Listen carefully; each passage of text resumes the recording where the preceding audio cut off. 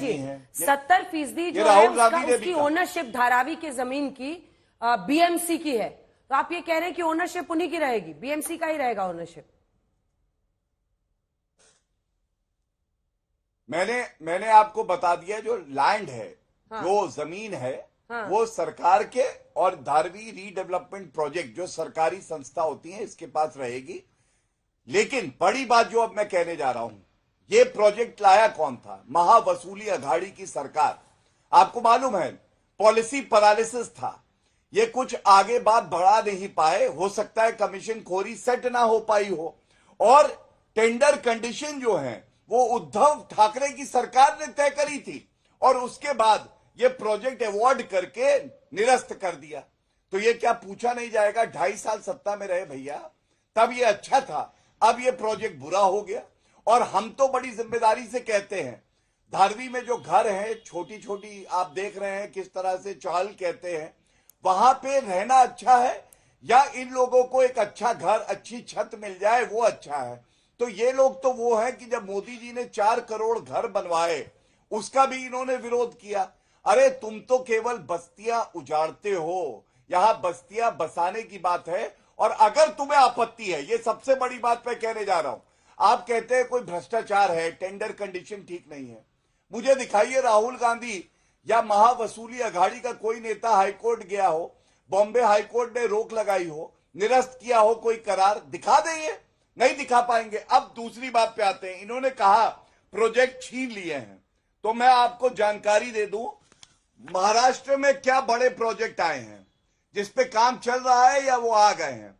Mumbai Nagpur high speed rail corridor 1,70,000 crore, Mumbai Ahmedabad high speed rail corridor 1,08,000 crore, Mumbai Delhi expressway 1 lakh crore, Nagpur Goa Shaktipeeth expressway 86,000 crore, हाँ। Virar Alibaug multi modal corridor 55,000 crore, Konkan expressway 25,000 crore, Navi Mumbai international airport 18,000 crore.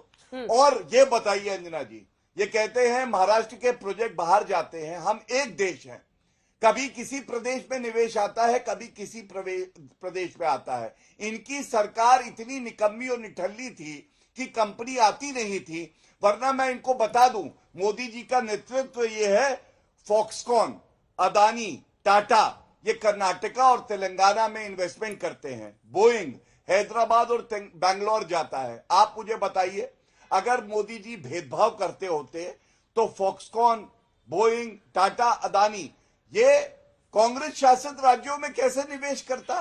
तो ये अपने आप में विरोधाभास है अंजना जी। और मैं इतना ही कहूंगा, ये वो लोग हैं जिन्होंने केवल भ्रष्टाचार करके वसूली करी है।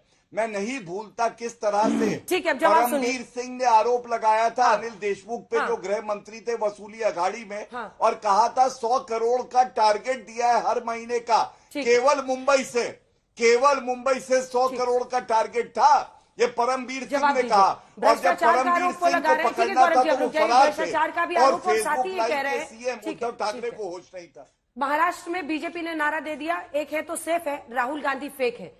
उनका यही है आरोप कि आपके नेता उनके साथ रहते हैं, वो तस्वीरें क्यों नहीं तिजोरी से निकली?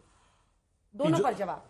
और सज्जाद नोमानी पर अगर आप जवाब देना चाहें, all India Muslim personal law board के जो प्रवक्ता है वो कह रहे हैं कि अघाड़ी को वोट दो वरना हुक्का पानी बंद हो जाएगा मुसलमानों का, जो उधर वोट दे। अंजना जी, वोट देने के लिए किसी को रोकना या किसी को प्रेशराइज करना वो अनैतिक काम है, उसके साथ हम कतई खड़े नहीं है। आज सवाल इस बात का है कि मैं किसी गधे को उल्लू कहूं, ये मुझे शोभा नहीं देता, मैं नहीं कहूंगा। बात सिर्फ इतनी है कि महाराष्ट्र की भूमि को क्या से क्या कर दिया आपने, मुझे इस बात का जवाब दीजिए। आज महाराष्ट्र क्या पूछ रहा है, मुंबई क्या पूछ रही? अपराधियों का मान मर्दन का केंद्र बना दिया गौरव भाटिया जी भारतीय जनता पार्टी की सरकार ने। पार्षद अभिषेक घोषालकर की हत्या हुई लाइव फेसबुक पर। आज तक ऐसा नहीं हुआ आजाद भारत के इतिहास में कि किसी ने लाइव किया और हत्या की।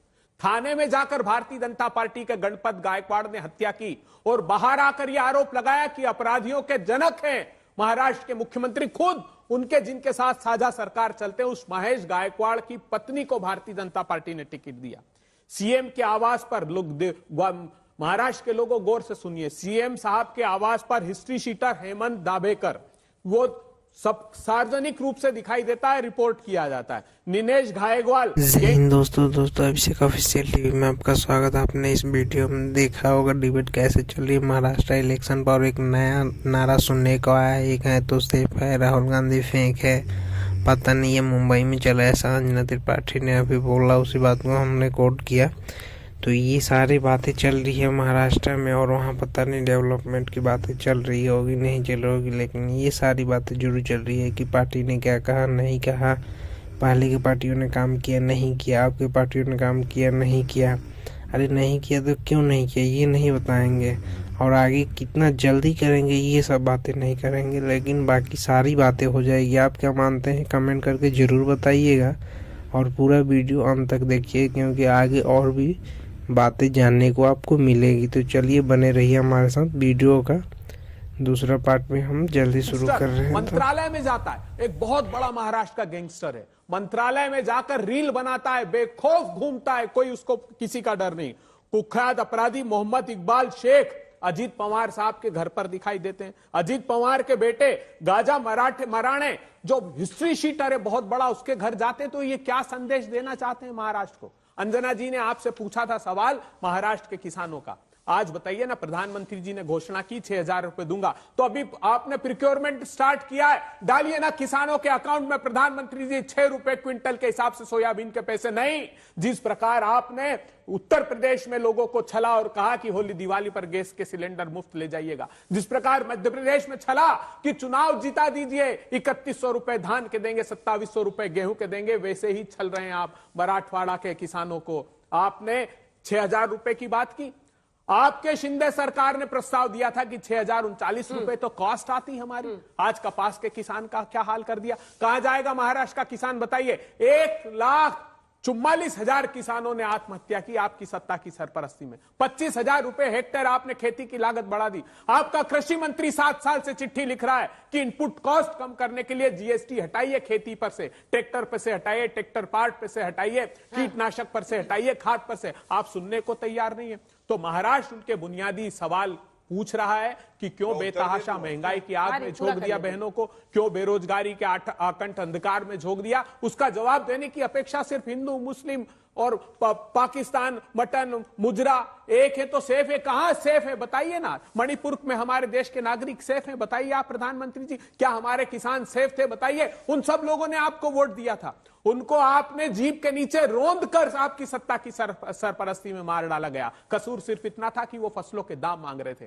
क्या हमारी बेटियां सेफ है जो न्याय मांगने आई थी दिल्ली के दरवाजे पर? दोस्तों आप अगर यहाँ तक आए हैं तो आपको हमें उम्मीद है कि ये वीडियो अच्छा लगा होगा। आपसे एक रिक्वेस्ट रहेगी कि आप हमारे चैनल पर पहली बार आए तो चैनल को सब्सक्राइब करके वीडियो को लाइक कर दीजिएगा, और बेल आइकन घंटी को दबाना मत भूलिएगा ताकि ऐसी वीडियो आपको हमेशा मिलती रहे। आपसे एक और रिक्वेस्ट रहेगी कि आप अपने फ्रेंड सर्किल में इस वीडियो को जरूर शेयर कीजिएगा ताकि वो भी इस वीडियो का आनंद उठा सके। और अंत में आपसे बोलना चाहूँगा कि आपने इस वीडियो में जो कुछ भी देखा हो।